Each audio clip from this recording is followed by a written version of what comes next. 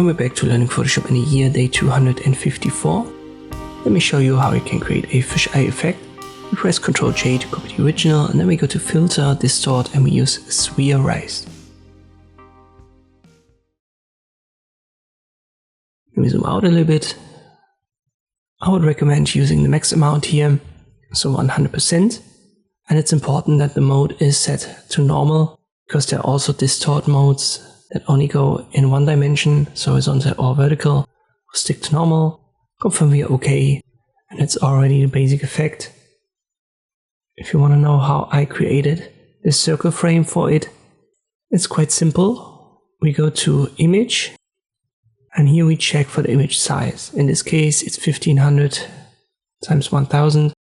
So you take the smaller size, in this case the height, of 1000. And as we want to have a circle, this must be now width and height for our circle. You can just drag one here and then type it in the top menu. As long as the ellipse tool is still active, it's a W and H for width and height. Make it 1000. Stroke, I don't give a color to. Fill, I have a color, but it doesn't really matter what color it is.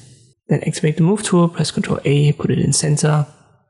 I press Ctrl D to deselect. And now we have our circle. It's going to cut off the ears a little bit.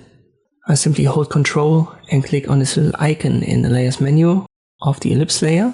So now we have a selection. I switch to my copy layer and use the layer mask. If I now make the origin invisible, we have our circle cut out. I create a new layer below our copy. Use the paint bucket tool and make it black with a left click. And this is how I can create this fisheye effect in Photoshop. I hope this video was helpful. Thank you for watching, and I'll see you next time.